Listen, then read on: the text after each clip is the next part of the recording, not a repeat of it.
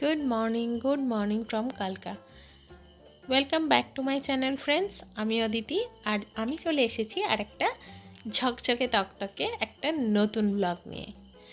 তো চলো আজকের ব্লগটাকে শুরু করা যাক। আগের ব্লগে তোমরা দেখেছো আমরা হাওড়া থেকে কালকা এসেছি, আর এখন আমরা আছি কালকা স্টেশনে। এখান থেকে আমরা টয় ট্রেনে করে যাব সিমলাতে। তো আজকে জার্নিটা আমাদের টয় ট্রেনে থাকছে 52459 হিম দর্শন এক্সপ্রেস। তো আমাদের টয় ট্রেন দিয়ে দিয়েছে, দেখো এই টয় ট্রেনটা আমাদের কালকা সিমলা হিম দর্শন টয় ট্রেন। अपने निर्धारित समय 6:15 पर प्लेटफॉर्म नंबर 3 से रवाना होगी।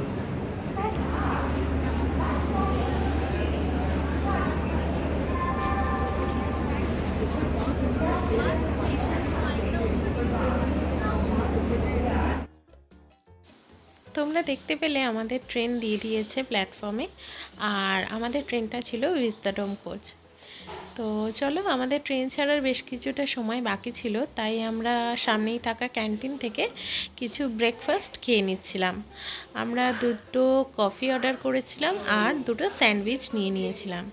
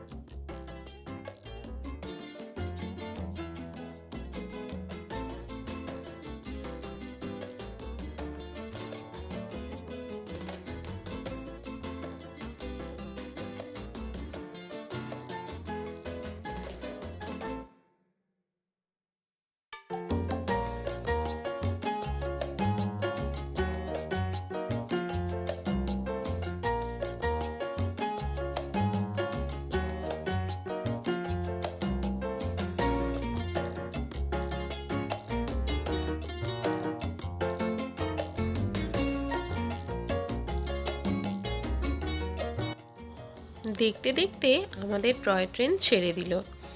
আমরা চললাম কালকা থেকে সিমলার উদ্দেশ্যে। মোটামুটি আমাদের টয় ট্রেনে যেতে প্রায় 12:30 মতো টাইম লেগেই যাবে। তো দেখো এই ছোট্ট সরু পথ দিয়ে যেরকম টয় ট্রেনগুলো চলেছে পাহাড়ের বাঁক বেয়ে বেয়ে।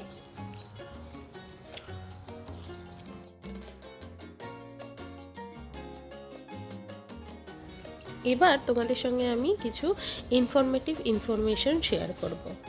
আমরা যে ট্রেনটাতে যাচ্ছিলাম এটা ছিল একটা উইজডম কোচ। এটা খুব রিসেন্টলি এই কালকা থেকে সিমলা যাওয়ার পথে অ্যাড হয়েছে এই ট্রেনটা। তো এখানে 3 রকমের ট্রেন তোমরা পাবে। 2A অর্থাৎ সিটিং এরিয়া, যেটা একদম লোয়ার রেঞ্জ, 65 রুপিস থেকে তোমাদের টিকিট স্টার্ট হচ্ছে। আর এরপরে আর একটু হাইয়েস্ট প্রাইস হবে, যেটা চেয়ার কার হিসেবে, সেটাতে তোমরা চেয়ারগুলো সাফিসিয়েন্ট পাবে, খুব সুন্দর, জানলাটাও সুন্দর। আর আমরা যেটা যাচ্ছিলাম সেটার প্রাইস ছিল 630 টাকা করে পার পারসন। এটাতে চেয়ার কারেরই মতন পুরোটাই, জানালাগুলো বড় বড় ছিল, খুব কমফোর্টেবল ছিল চেয়ারগুলো, না দুদিকে বাঁকানো যেত।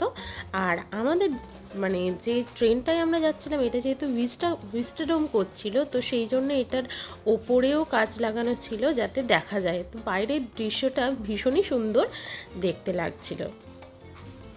আচ্ছা, কালকা থেকে সিমলা যেতে হলে তোমাদের টয় ট্রেনে করে যদি তোমরা যাও, এই টয় ট্রেনগুলো জার্নি স্টার্ট করে ভোর 3:30 থেকে। ভোর 3:30-র সময় যায়, তারপরে সকাল 5টা থেকে পরপর ট্রেন থাকে। আমরা গিয়েছিলাম 7টায় হিমসুদা এক্সপ্রেসে, তোমাদের আগেই আমি জানিয়েছি। তো আমি বলবো তোমরা যদি এই টয় ট্রেনে সফর করতে চাও তাহলে সকাল 5টার পর থেকে যে কোনো টয় ট্রেন তোমরা বুক করতে পারো। আচ্ছা, আর একটা কথা যেটা শেয়ার করছি সেটা হচ্ছে এই টয় ট্রেনের বুকিংয়ের জন্য তোমরা আইআরসিটিসির অ্যাপ থেকে টয় ট্রেনের বুকিং করতে পারবে। কিন্তু এমনি ট্রেন যেরকম আমরা অনেক আগে থেকে বুক করতে পারি, এই ট্রেন কিন্তু তোমরা আগে বুক করতে পারবে না। মিনিমাম 1 মাস আগে তোমরা এই ট্রেনের বুকিংটা করে রাখতে পারো। তো দেখো, দেখতে দেখতে আমরা পাহাড়ের বুক বেয়ে অনেকটাই ওপরে চলে এসেছি। দূরে পাহাড় দেখা যাচ্ছে আর ধীরে ধীরে একটু একটু শীতও অনুভূতি হচ্ছে। যত ওপরের দিকে আমরা যাব তত ঠান্ডা ঠান্ডা অনুভব হবে। চলো।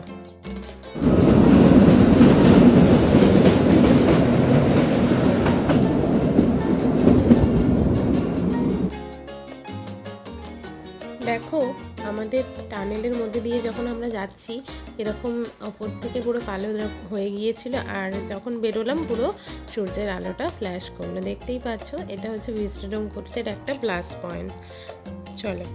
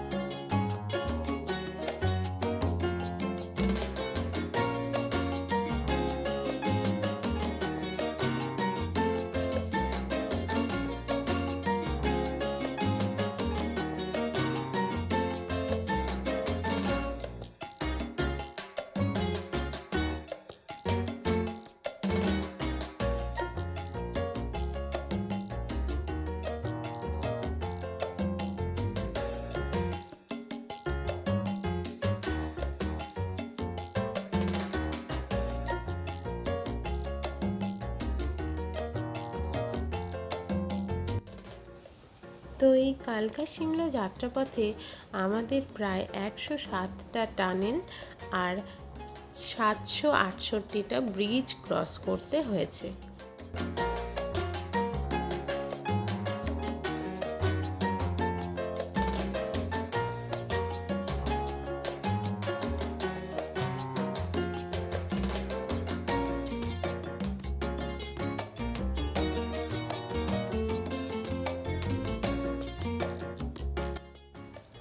এই যাত্রাপথের সময় প্রায় 5 ঘন্টা।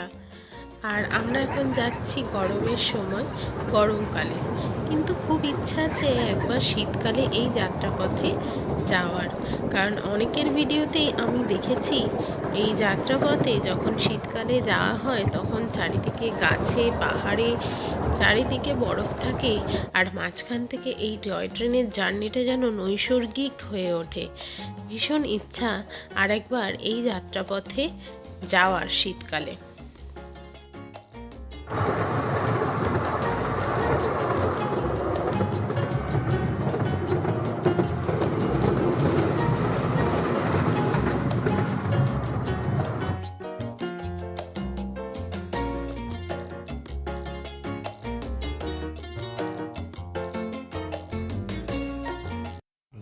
তো বন্ধুরা দেখো, তোমাদের সঙ্গে একটু ট্রেন জার্নিটা শেয়ার করলাম। তো গল্প করতে করতে আমরা প্রায় বোরক স্টেশনের কাছাকাছি চলে এসেছি। আর এই বোরক স্টেশন ঢুকছি আমরা, দেখো পাশে এরকম উঁচু উঁচু পাহাড় মতো, আর গাছগুলো এরকম সারি সারিভাবে রয়েছে। দেখতে অপূর্ব লাগছিল, একটা অন্যরকম অনুভূতি বলা যায়, খুব সুন্দর। আর এই যে এই পাশে এগুলো কিন্তু ওই গাছেরই শেকড় বাকড়গুলো দেখা যাচ্ছে, এরকমভাবে জালের মতো ছড়িয়ে রয়েছে। তো এই বোরক স্টেশনে আমরা যখন ঢুকছি, এটা হচ্ছে 33 নম্বর টানেল। তো এই বোরক স্টেশনের একটা হিস্ট্রি তোমাদের সঙ্গে শেয়ার করছি। এই বোরক স্টেশনটা প্রথমত, এই বোরক স্টেশনে বিভিন্ন রকম শুটিংও হয়ে থাকে। তোমরা হিন্দি মুভি সনম রে যদি দেখে থাকো তাহলে দেখবে এই বোরক স্টেশনে কিন্তু এই সনম রের শুটিং হয়েছিল। তো এই বোরক স্টেশনের যে হিস্ট্রিটা, সেটা হচ্ছে এই 33 নম্বর টানেলটা যখন হচ্ছিল তখন পাহাড় কেটে হচ্ছিল, এবং এর ওপর মানে এই টানেলের দায়িত্ব পড়েছিল কর্নেল বারগের ওপর। কিন্তু সেই সময় এই টানেলের কাজ সম্পূর্ণ না হওয়ায় তো তার উপর চাপ সৃষ্টি হয় এবং তিনি এখানে সুইসাইড করেছিলেন। তো সেই কারণে এই স্টেশনের নাম কর্নেল বারগের নাম অনুসারে হয় বারগ স্টেশন। আর এই স্টেশনটা খুবই জনপ্রিয় একটা স্টেশন এই যাত্রাপথের। তো দেখো, বলতে বলতে আমরা বারগ স্টেশন ছেড়ে বেরিয়ে এসেছি, আর আমরা এখন ঢুকছি তারাদেবী স্টেশনে।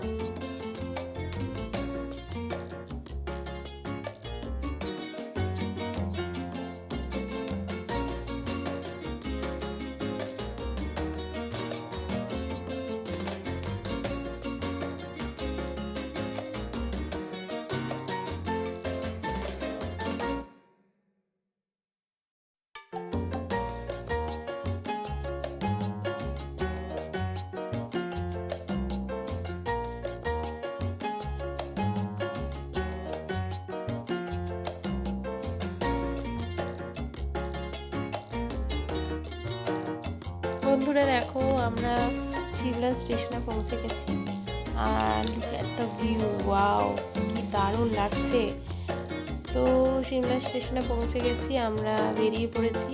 এবারে আমরা উঠবো, উঠে যাব সামনেই তোমরা বিভিন্ন রকম যাওয়ার জন্য, ম্যান রোডে যাওয়ার জন্য বিভিন্ন রকম গাড়ি পেয়ে যাবে।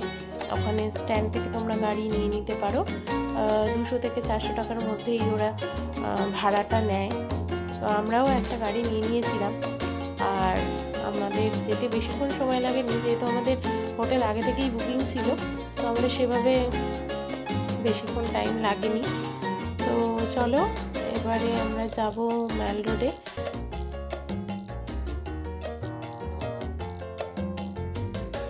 আমাদের হোটেলটা ছিল কালী মন্দিরের কাছেই, তো সেখানেই আমরা যাব।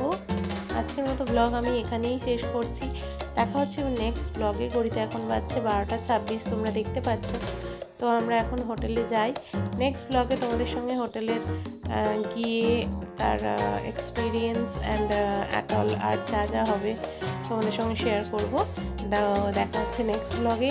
ততক্ষণ টাটা, বাই বাই, সুস্থ থেকো, ভালো থেকো।